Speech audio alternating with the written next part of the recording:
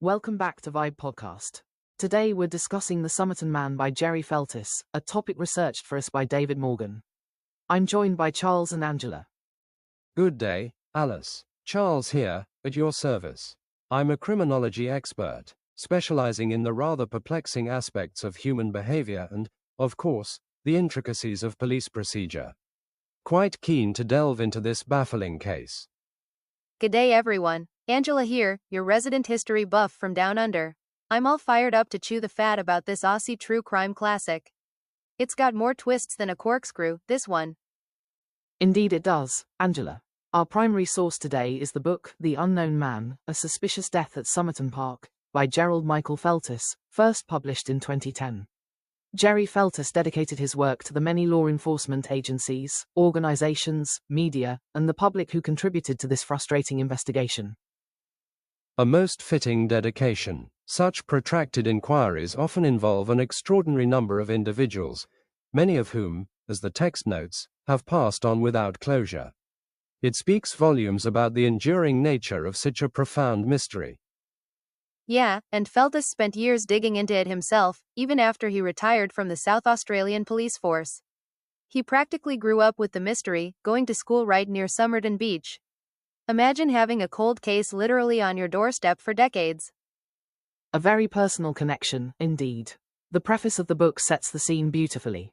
On the last day of spring in 1948, a stranger arrived in Adelaide, bought a train ticket to Henley Beach, checked a suitcase, then bought a bus ticket to Glenelg.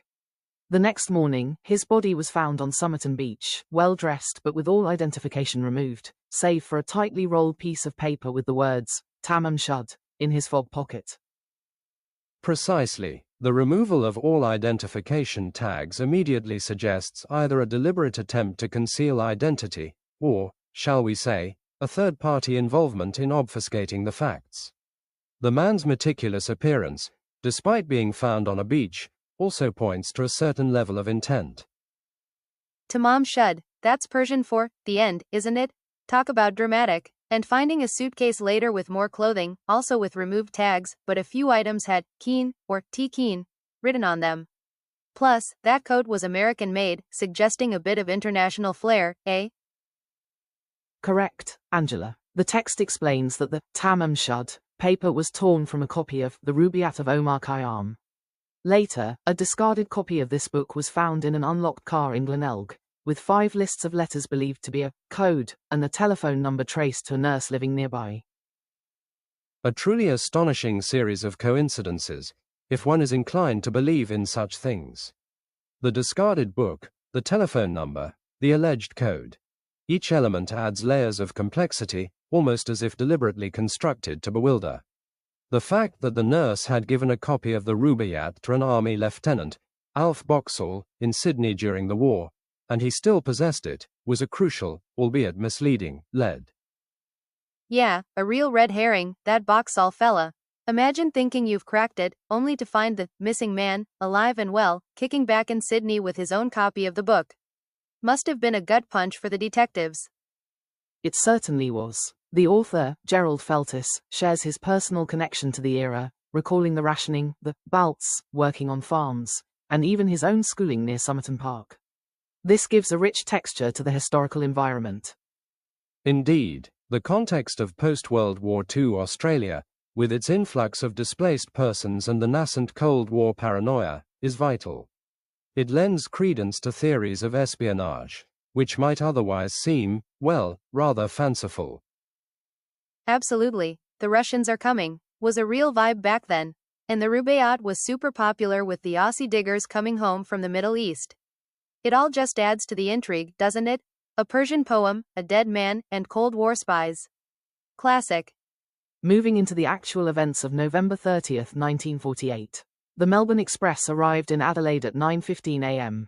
The stranger, well dressed, took his brown suitcase and stepped onto the platform. He then made a stop at the city baths for a shave and to freshen up. His movements were quite deliberate. A train journey, then a visit to the city baths for personal grooming. This suggests a man accustomed to a certain standard, not a vagrant. And the fact he paid for a one-way ticket to Henley Beach, yet ended up in Glenelg, further complicates his stated intentions. Yeah, imagine trying to navigate Adelaide's public transport system back then if you were a stranger. One-way ticket to Henley, then a bus to Glenelg. Either he was hopelessly lost, or he was trying to shake someone off his tail. Or maybe just had a change of heart about where he wanted to go for a swim. He deposited his suitcase at the railway station cloak room around 11 a.m. and later purchased a bus ticket to St. Leonard's, near Glenelg. Around 11:15 a.m. his attempt to contact the nurse, Feltus called Teresa Johnson, by telephone was unsuccessful. The cloakroom receipt was never found on his person. This, combined with the unvalidated train ticket to Henley Beach, suggests a deliberate discarding of identifying documents. It's a classic tactic for someone wishing to remain anonymous, or for someone whose identity is being actively concealed by another. St. Leonard's is Glenelg North now, for those playing along at home. And that poor fella, trying to find the nurse, only to have her not home. He ends up eating a pasty. A good old Aussie pasty.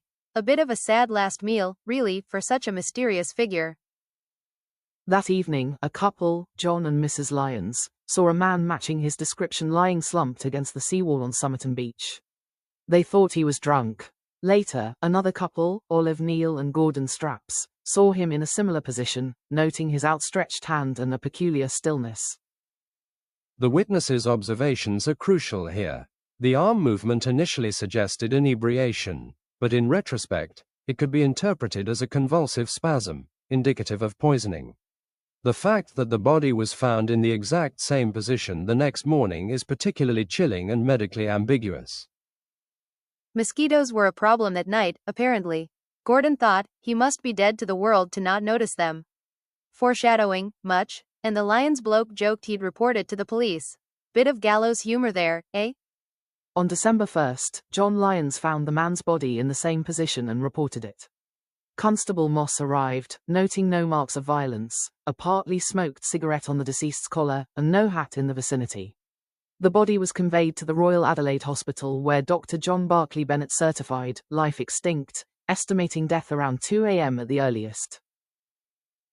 Constable Moss's observations regarding the cigarette are highly significant.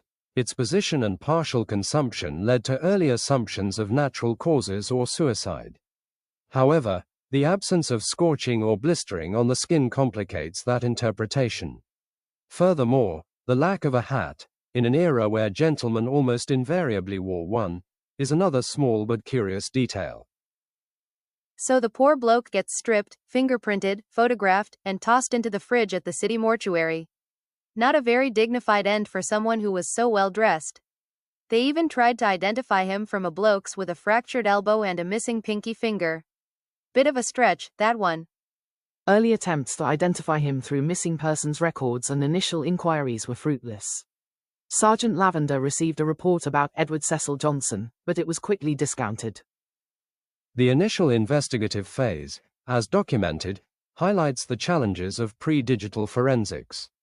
Without DNA, or even widely accessible dental records, identification relied heavily on witness accounts and physical descriptors, which, as we see, often led to false positives or ambiguous information. Then came the Nugget Walsh saga. Multiple people thought the Somerton Man was Robert Nugget Walsh, a quiet Welsh fella, woodcutter, and gambler. Even after viewing the body, they were sure. But then fingerprints ruled him out. Talk about a goose chase. It was a considerable amount of work for the detectives of the era, relying on handwritten reports and limited communication. Detective Sergeant Lionel Lean and his team, including Detective Hector Gollin and Constable Sutherland, were at the forefront of this initial phase, distributing descriptions and fingerprints nationally. Their diligence, given the constraints, was commendable. The process of physically forwarding fingerprints to every state and overseas, and awaiting manual cross-referencing, underscores the immense logistical effort required. The negative result from the FBI in the USA was a significant setback, expanding the scope of the unknown. Can you imagine the paperwork? Typing out all those reports on a cranky old Remington typewriter, with carbon paper and no whiteout. And those poor detectives playing guess the number of Hoovers in the FBI bulletin. A bit of light relief in a dark case, I suppose. The turning point came on January 14, 1949, when Detective Sergeant Lean finally located an unclaimed brown suitcase in the Adelaide railway station cloakroom, booked in on November 30, 1948. He was satisfied it belonged to the deceased. This was an absolutely critical development. The contents provided a window, however opaque, into the man's life. The dressing gown, slippers, shaving gear, even the cut-down table knife and stenciling brush. These are personal effects. But the meticulously removed name tags on most items contrasted with the names Keane and T. Keane, left on others, suggests a calculated effort at misdirection. So, a fella with a stenciling brush and a dagger-like knife, but also pajamas and a dressing gown. And he had drafting pencils and an American-style coat. What a mix. Sounds like either a jack of all trades or someone with a very complicated life, eh? Or maybe a spy who needed a hobby. Professor John Cleland's examination of the clothing revealed an unusually coarse thread, used for repairs, found in both the deceased's trousers and items in the suitcase, further linking them. The distinctive stitching on the coat also suggested American manufacture. The forensic textile analysis, however rudimentary by modern standards, provided tangible links. The unique stitching and thread consistency strongly supported the connection between the man's body and the suitcase. This elevated the case beyond mere speculation regarding the luggage. The shoes, though remarkably clean, looked as though they had just been polished. Not what you'd expect after a walk on the beach. And a blade of barley grass in his sock and suitcase. Little details that just make you scratch your head.